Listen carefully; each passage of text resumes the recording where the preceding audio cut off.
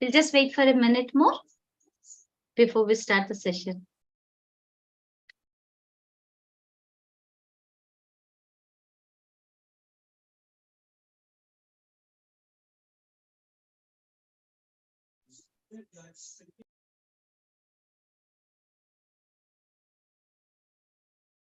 Okay, so hello everyone, a very good evening, and thank you all for joining us today to the 5th day of National Nutrition Week Awareness Campaign. So today being Teachers' Day, I want to offer gratitude on behalf of all of the people who have joined here today, to all the fabulous teachers who has taught us the wisdom that we follow in life. So join me in this endeavor. I want you all to join your hands, close your eyes.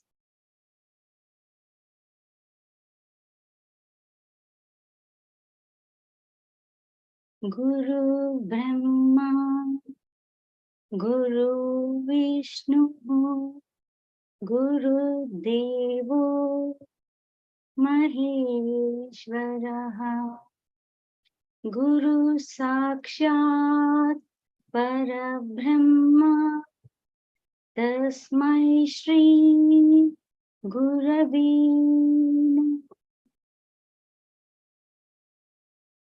Akandamandalakaram Vyaptam Yena Characharam Yat Padam Darsitam Yena Tasmai Shri Gurave Namaha.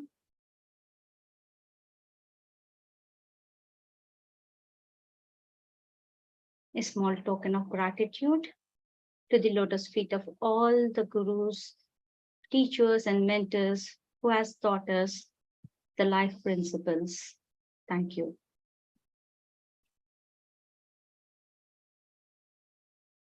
Okay, so let's begin the session for today. So we are done with infant nutrition yesterday, and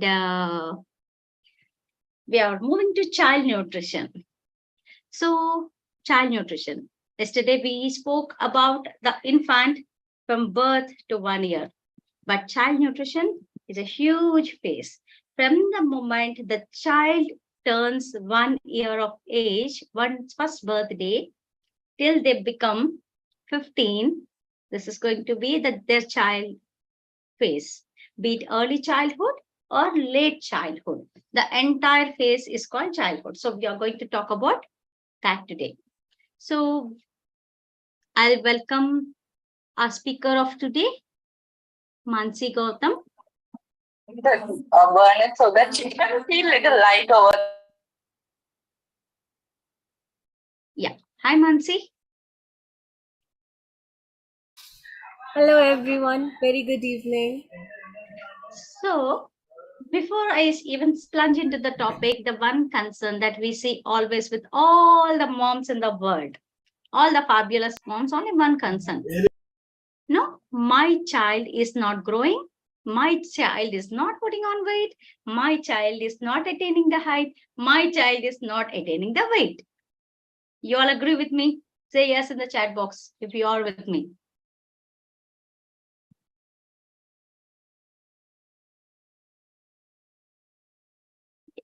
Yes.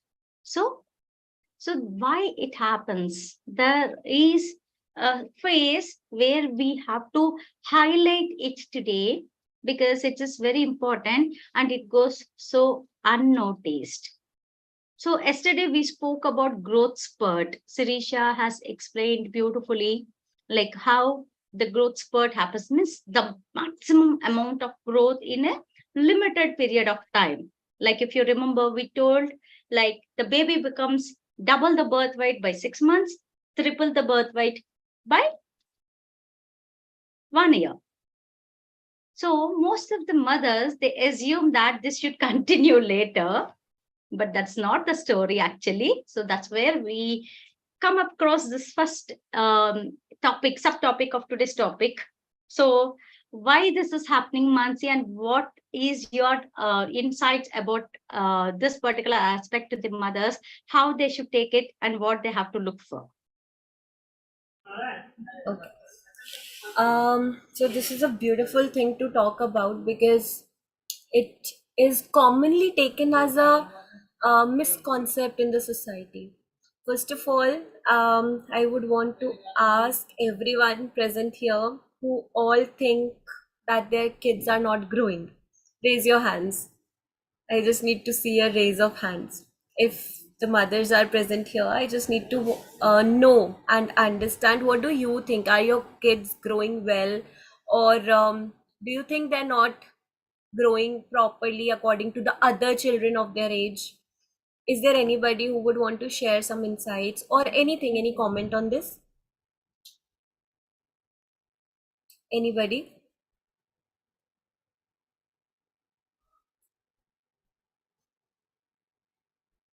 Anyone That's can good. You can volunteer. share your experiences too. Probably your Yeah. children might have outgrown, but definitely you will go in a phase where you become a grandmother or a grandfather.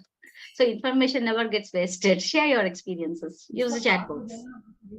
I'll also share mine, although I do not have kids, but I was a child once. So I'll share my experience with you all.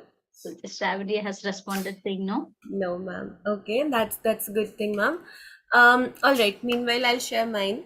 So I used to be the tallest girl in my class until I was in class 6 or 7, I think.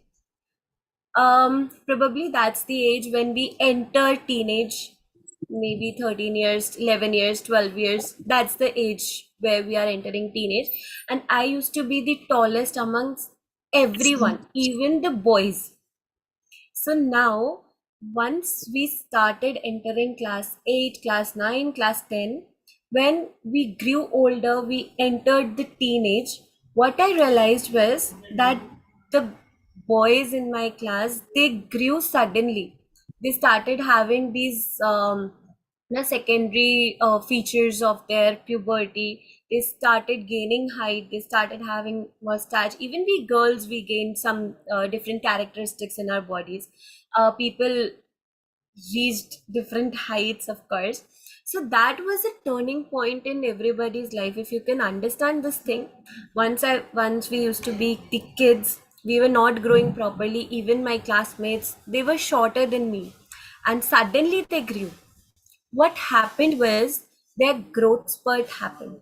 Now, growth spurt, it's a thing which takes place once a child is during the infancy, and also until 1 year. And after that, there is a certain period of time which we call as teenage, where this thing happens, where the growth hormones in the body, they just you know start releasing at it at their maximum end. And once they reach to their teenage period, we start seeing that the kids are growing. Now, during this period, from the age 1 until we are reaching to teenage, this childhood, which we call as childhood, which we address as childhood, this period is for nourishment, rather than noticing the growth, rather than comparing kids with each other. My kid is short, my kid is fat, my kid is too thin. That's not the thing. We have to focus upon the nourishment. So we'll talk about this further. Let's see what comes up next. Wonderful. So, guys, for all the mothers or the prospective mothers or whoever can see a mother accompanying you, always remember the first 1 year, the growth is very, very tremendous. Every month, there is a change in size. The dresses which you make the baby over in the first month, they won't fit in third month. The ones which you make them over in third month, they don't fit in sixth month. So that rigorous is the growth in first year. And always mothers or parents become anxious and expect the same growth pattern appear after 2 years, after 3 years, where it doesn't happen because the body doesn't grow that way. No, it is important because all internal organs are developing in the infancy stage, as we discussed earlier. So the growth spurt is tremendous. And then it takes a slow steps. So do not get worried if you do not see that kind of enormous growth. It is normal. So having said that, help mothers, Mansi, how they can monitor. Most of the times they go to either dietitians or they go to pediatricians. The most common complaint we get to hear about children is, my kids are not growing. This question comes because the base information of how to assess whether your child is growing or not is missing. So we are just trying to connect the dots today. So, and I want Mansi to throw some light to all the mothers on how one should actually monitor the growth of a child. How do you? Right. So we'll talk about very few elements of growth for children basically. Since they're children, we cannot very much rely upon their body mass index as we do for us adults. We take our height, we measure our weight, and then we calculate the BMI. You all might be aware of the same thing. Even the Google calculators are there available to calculate your BMI. But if we'll talk about children, they have a different parameter, they have some different aspects of measuring their growth. Usually, what happens is, as per the recommendation by the World Health Organization, also, we use growth charts. So, this is a tool, growth chart. If you'll search on Google as well, you'll find this thing, growth chart. And how do you get to know whether your child is falling in a good and normal category? There's a specific range mentioned in the growth chart based upon your child's length, that is the height, and his or her body weight. Girls and boys, they have separate growth charts, and even there are different comparisons. You can compare the height with weight, you can compare the age with height, you can compare the age with their weight also. So different aspects are there. You can go through any of them, whichever suits you the best. Now talking about the range, there's a graph. You have to measure your child's height, weight, and maybe the ages, because these three things are very feasible. So you can take all the three parameters and you can figure out where your child stands in that chart. We'll try to share the chart, the best possible chart that is available with us, with you over the WhatsApp group or during different communications. But for now, if you'll search the Google, the growth chart will be available. You'll have to stick to the parameters where you'll find that kids do not rely upon the body mass index very much, because their growth is happening at that point of time. A child who is very overweight at a certain point of time may grow to a certain age where the muscle mass has built in the child, where he or she has gained height, and the same body weight is falling in the normal category. So we don't have to worry about those things. We just need to consider the growth chart and see if we are falling under the normal range, not a specific figure or not a specific number, but range. So do consider that. Go through it and let us know what do you understand. If you have any doubts, we are here to help you. This was the easiest way to tell about a child's growth. Okay. So, guys, this is not something new which we are talking about. If you go back and check your child's either the pediatrician's case sheet, the file, or the immunization file, at the back or on one side of the file, you will definitely have the pictures of this growth charts, printed. It is just that the information is not conveyed to the parents. So this is basically the World Health Organization. What it has done is it has taken the heights and weights of some lakhs of children, area specific. Again, we have Asian growth charts, we have European, we have American, continent specific, because the measures differ. If you compare an Indian child with an American child, obviously it will not be the same. So what they have done is taking all the values into consideration, they come up with a range. This is the maximum, this is the minimum. This is the range looking at the Indian population. So if your child's weight as per the height and age falls between that range in the graph, your child is perfectly healthy.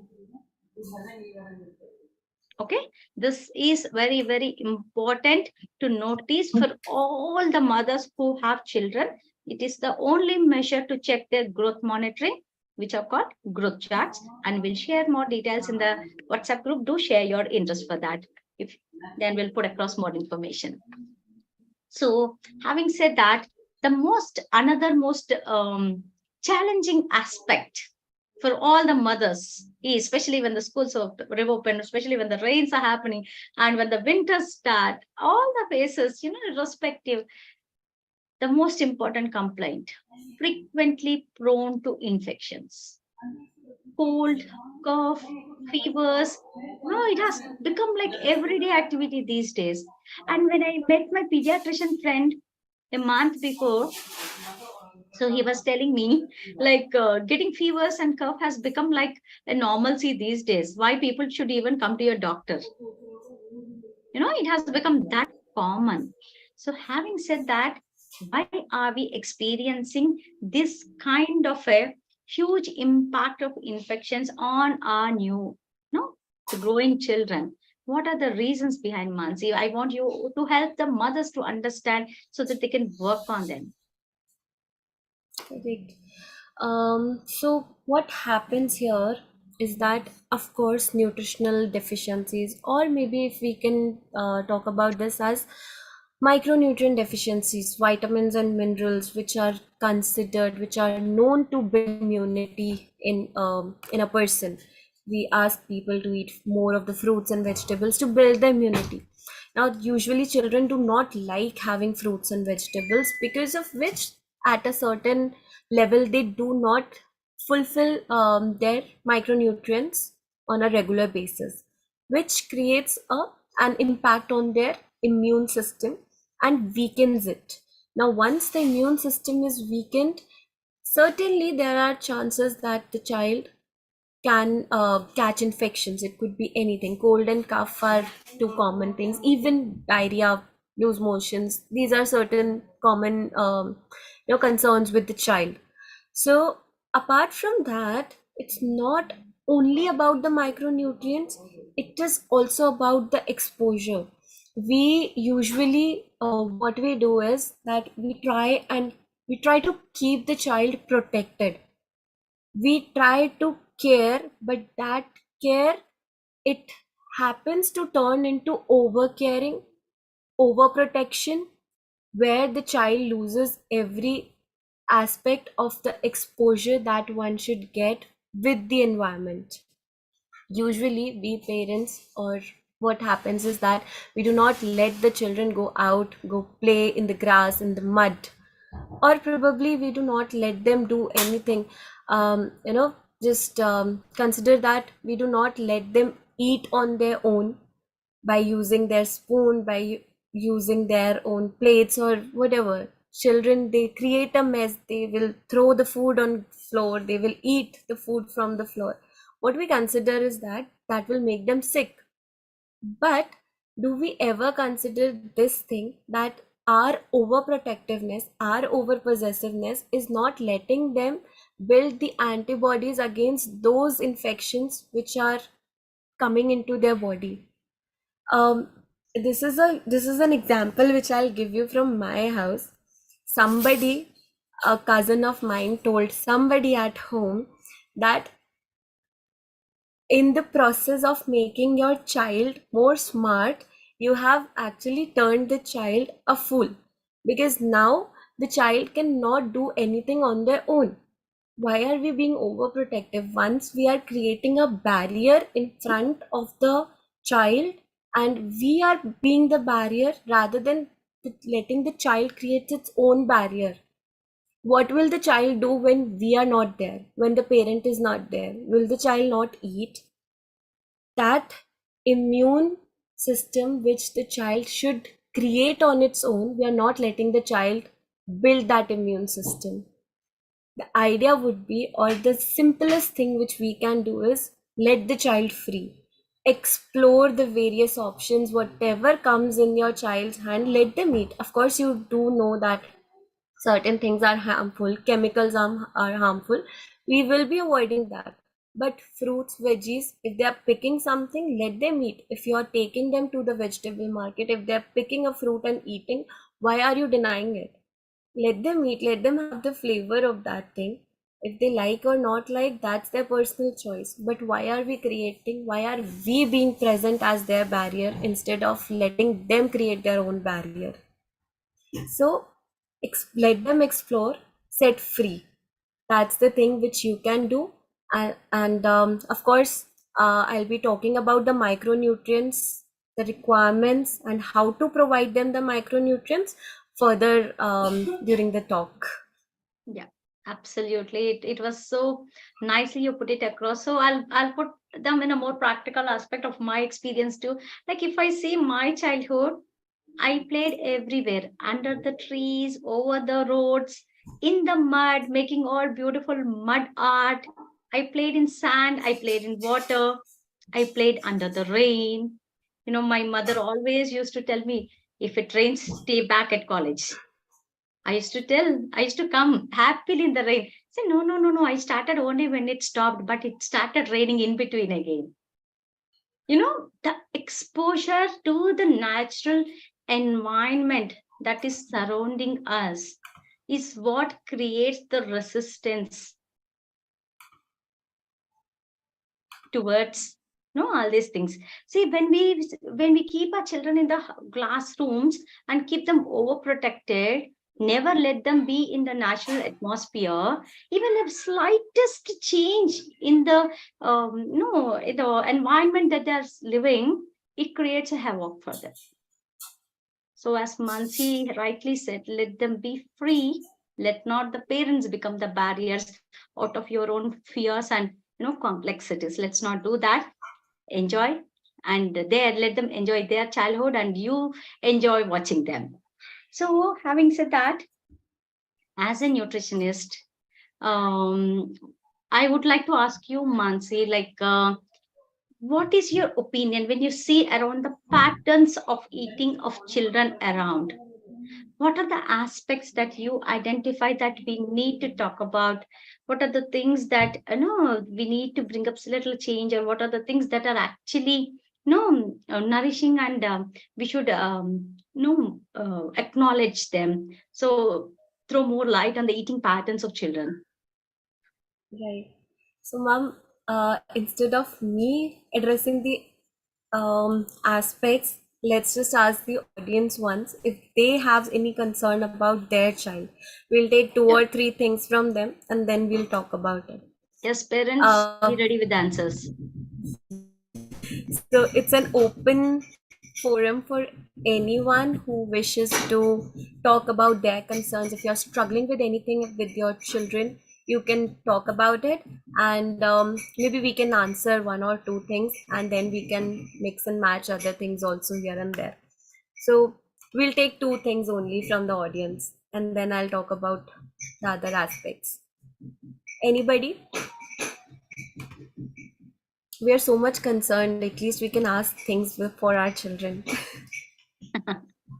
Any questions, anything? What do you struggle the most? Jyothi ma'am నేను తెలుగులో మాట్లాడొచ్చా? Sure. Please go ahead, and I can translate that to Mansi. Jyothi ma'am, నా చిన్న పాపతో కొంచెం problem ఉంటుంది నా food విషయంలో.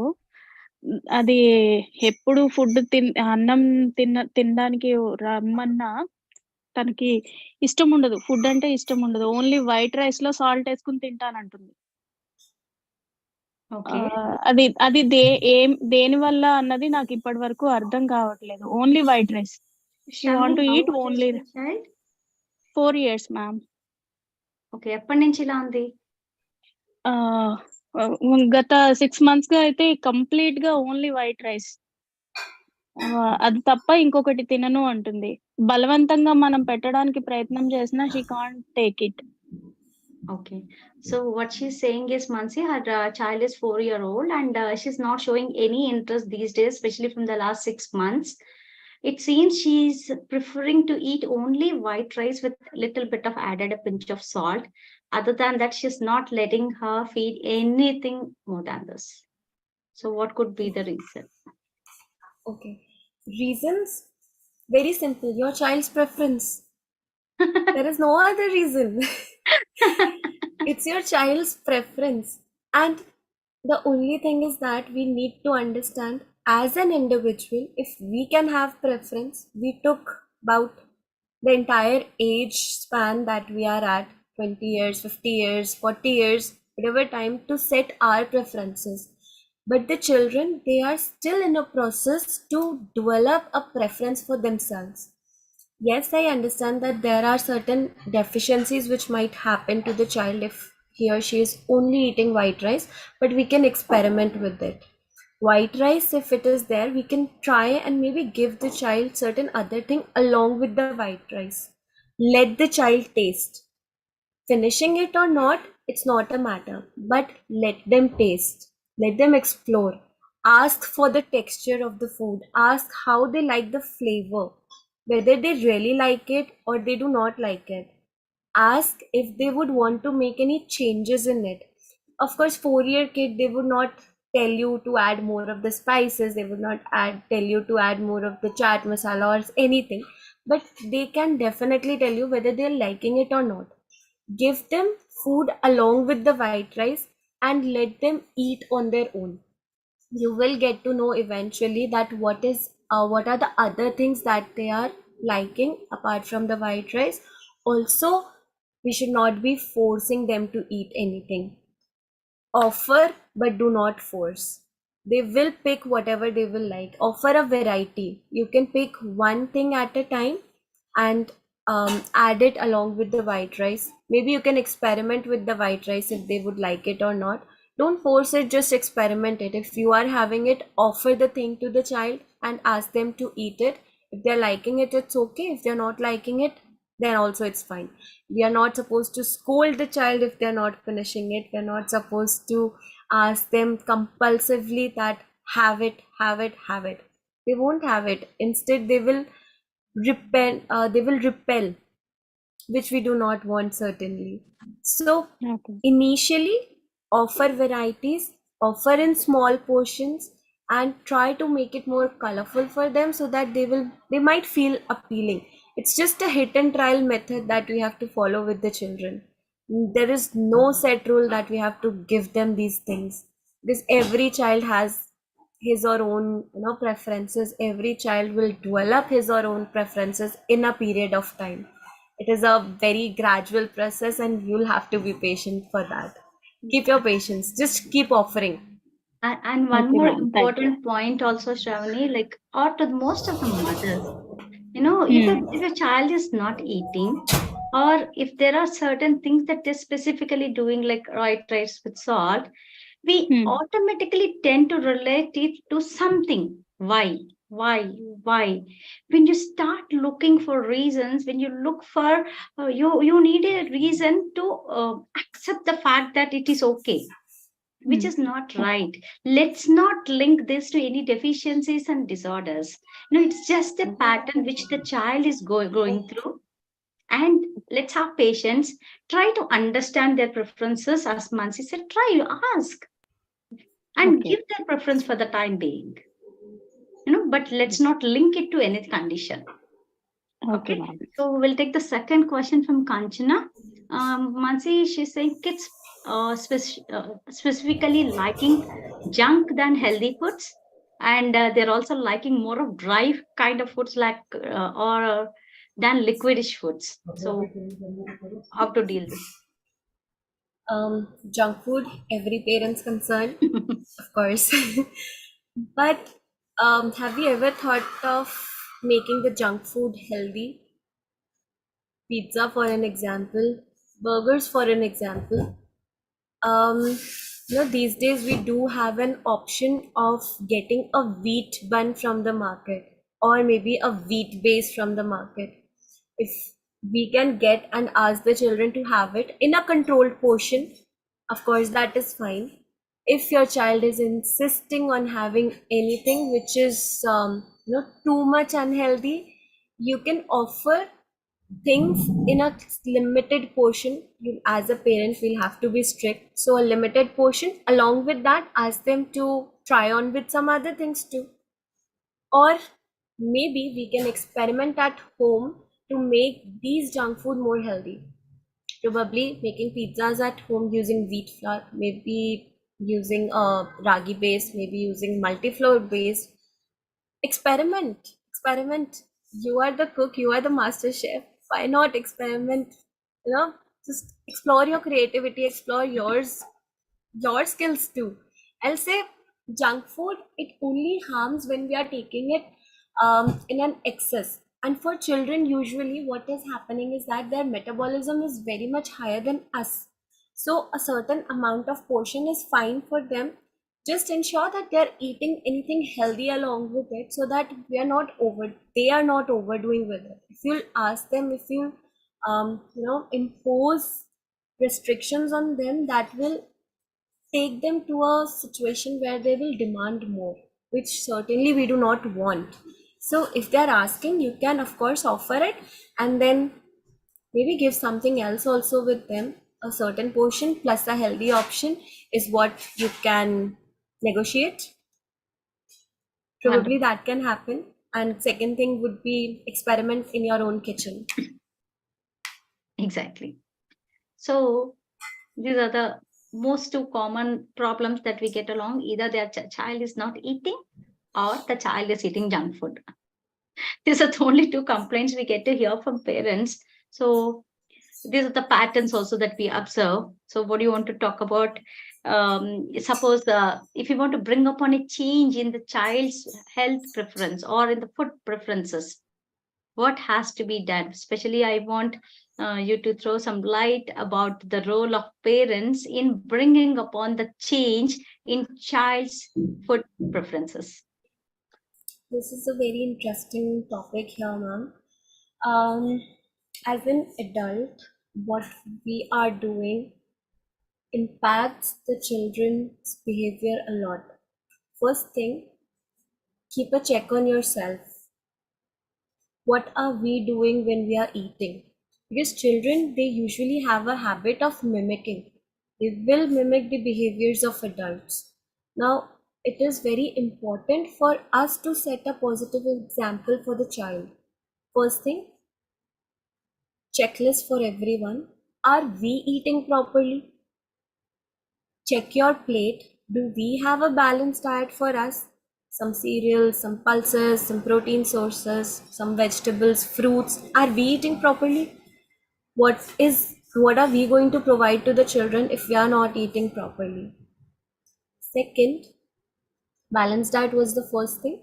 Second, distractions. Once we are eating, we have a habit of maybe watching something on the television, maybe using our mobile phones, talking here and there, talking on phone. Are we eating peacefully?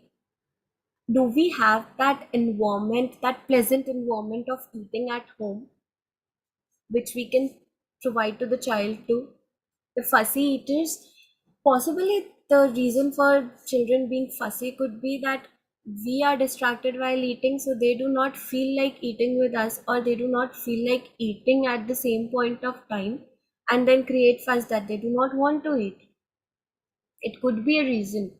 So encourage a positive and pleasant environment at your eating station, at your dining table, or wherever you are eating. The children, they would like it.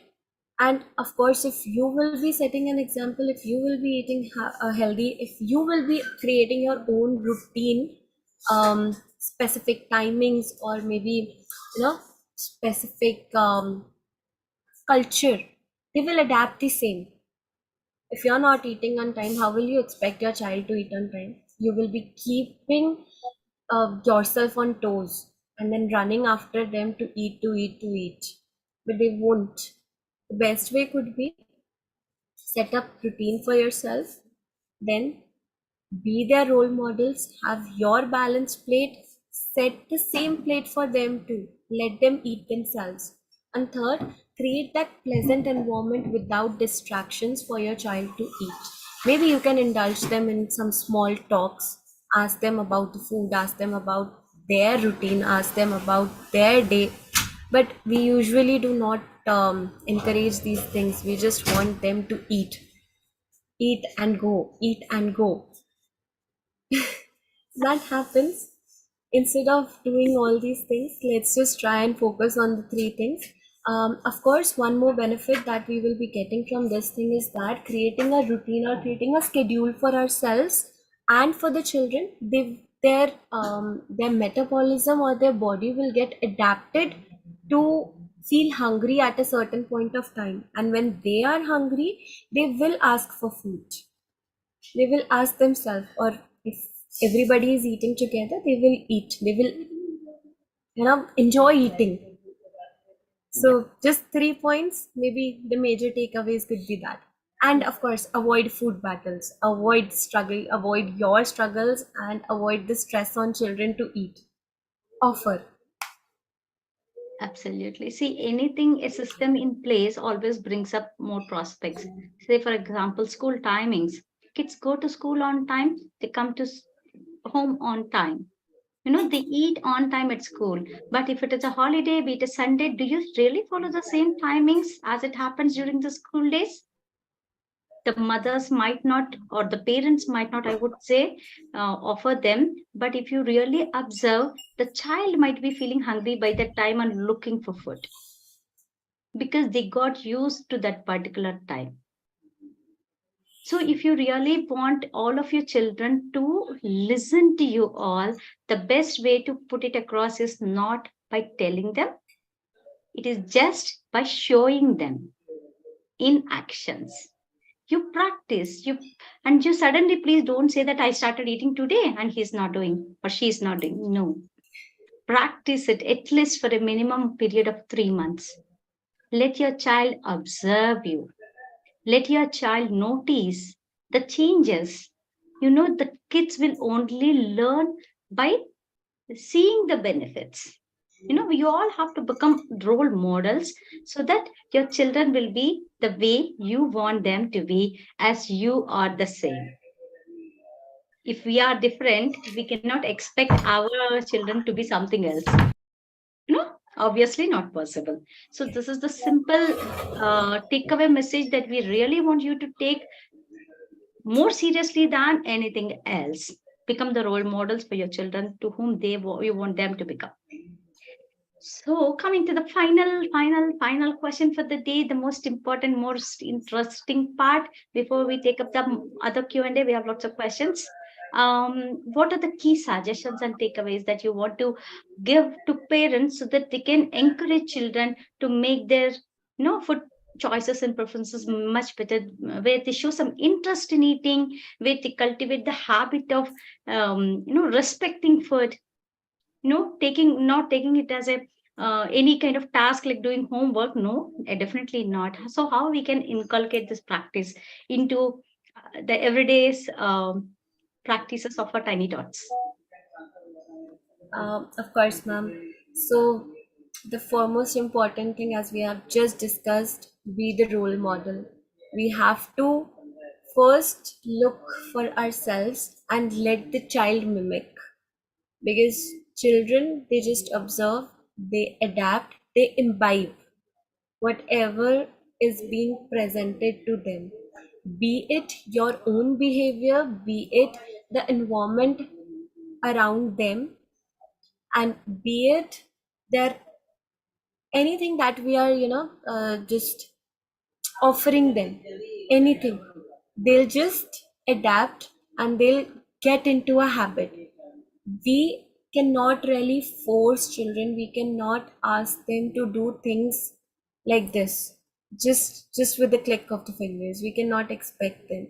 They have their own mechanism of analysis, they have their own mechanism of understanding. They will use their tiny sweet brains to you know analyze and then take actions depending upon their preferences, and we are nobody to disrespect their preferences. So first thing that as a parent that we have to learn is being the role model for them. Second, respect your child's preference. Observe your child. Once they are observing you, we are also uh, you know as much responsible as observing them, so that we get to know what the child really wants, what the child really likes, based upon the offers that we are presenting to the kids. The variety of food that we are presenting to the kids should be minimal at one point of time. Present one food group, maybe one item from the food group, and that too, just see if they're liking it or not. Again, repeat after a few days, after a few weeks, if they're liking it, the same food or not, and just observe your child. Third thing, then next, that we need to get our child to eat, which is one of the struggles of maybe most of the parents. So getting the child to eat should not be a battleground. It should come naturally from the child. How we can make them eat healthy and without making any fuss out of eating. So for that, there are certain tips and tricks that I would want to share with you. One which you can do with no stress and no efforts. Get them fancy objects to eat, get them fancy utensils, get them colorful plates, colorful glasses, colorful spoons. Maybe you can give them a different color on different days. Maybe you can use some cartoon printed things, maybe cartoon printed or maybe cartoon shaped plates or mugs. I have a bear shaped mug. Who will not want to have a beverage in that bear shaped mug? Of course, if offered, I will be tempted to take it. I don't know the taste, but I like the beer. I'll taste it. Let them taste.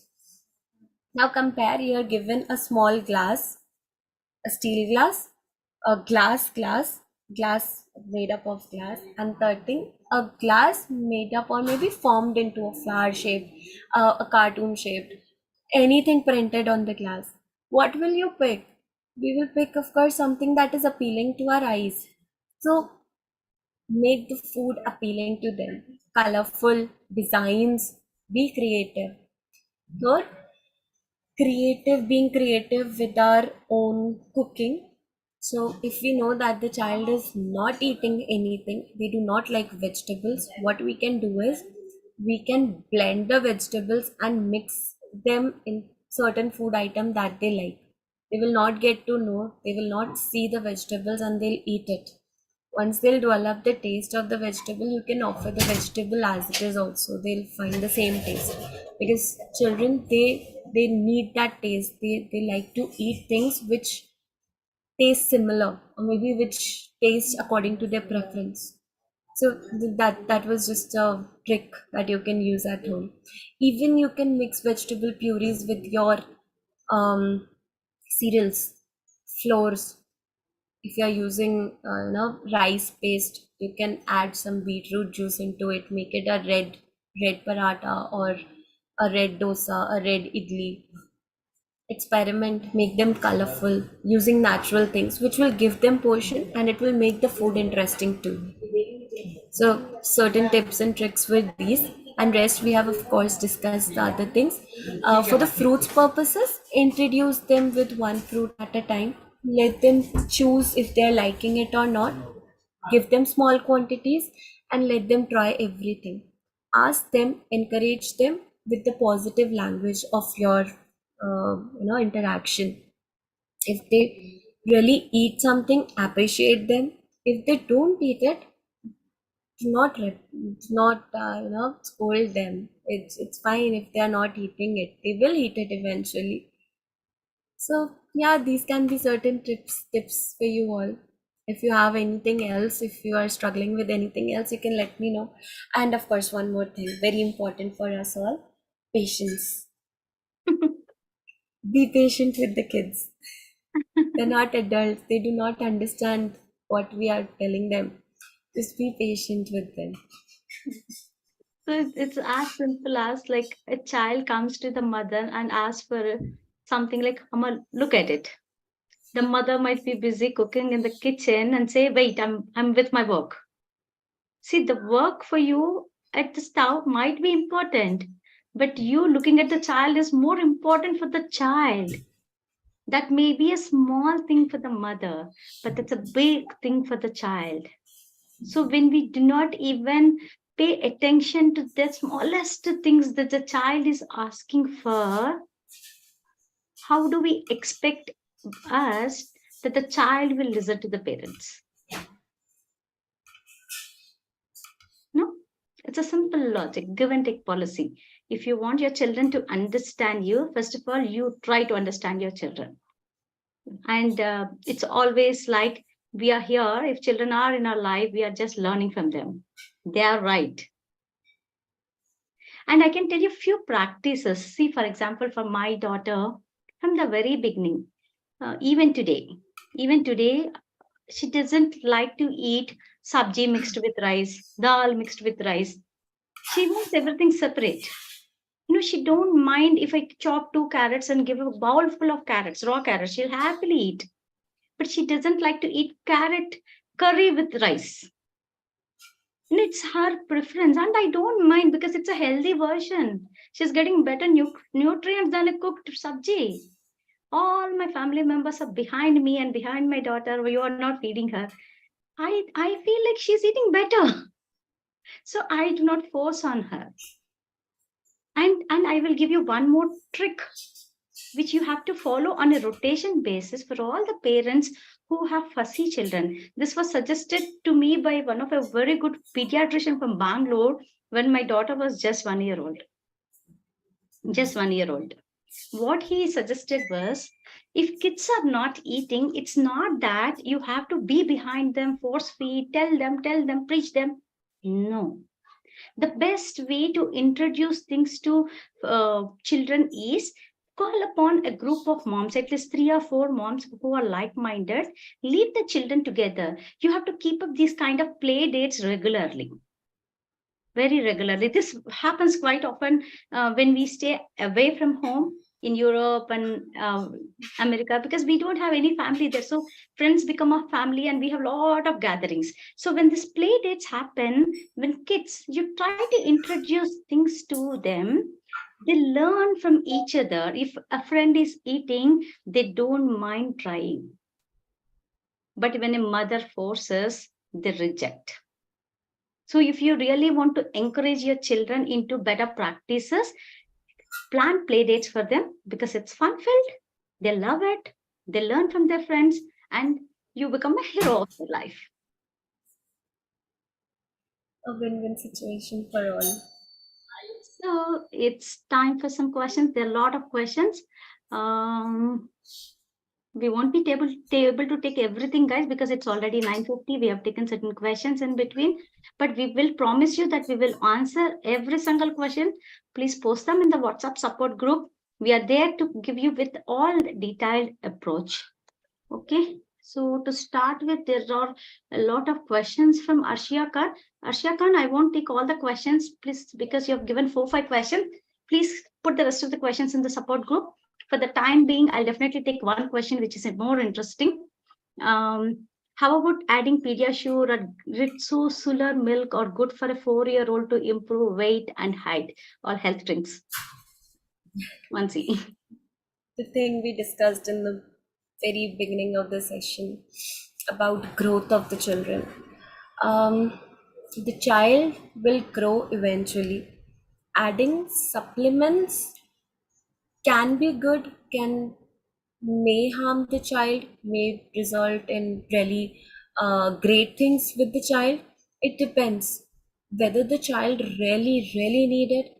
Is your child very underweight that he or she cannot sustain on normal natural food, or are you, you know, being very insecure about your child's growth that you want them to grow like other kids? Because as I mentioned, your child will grow eventually once he or she enters the puberty and the growth hormones are regulating up to their maximum extent. So instead of focusing upon the growth and adding these supplements into the child's diet, I'll that's my personal preference, that use natural food items. Nothing is too less for the child to get the adequate nutrition if he or she is eating with her or his own will. that Yeah. will give them the best nutrition they will require or they will need. Yeah. And one more thing is all the mothers who are worried about their weight here, because I see a lot of questions in the chat box regarding their weight and the growth. Let's do an activity. Since have introduced growth charts to you, we will provide you the pictures of the growth charts for the girls and for the boys in the WhatsApp support group. I want all the mothers to provide the height, weight, and age. Otherwise, I can share a Google form, get us all the details. We'll definitely get back and tell you in which window your child is falling. Are you all with us to do this? Raise your thumbs up. Yes, ma'am. Wonderful. So,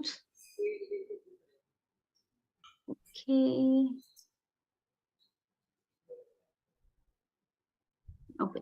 This is Mohana says, ma'am, I read in the guidelines of ICMR that anything related to a child's food is not supposed to be in advertisement or not to be promoted in a hospital, but these days it's being advertised at a wide range. How do we divert the child?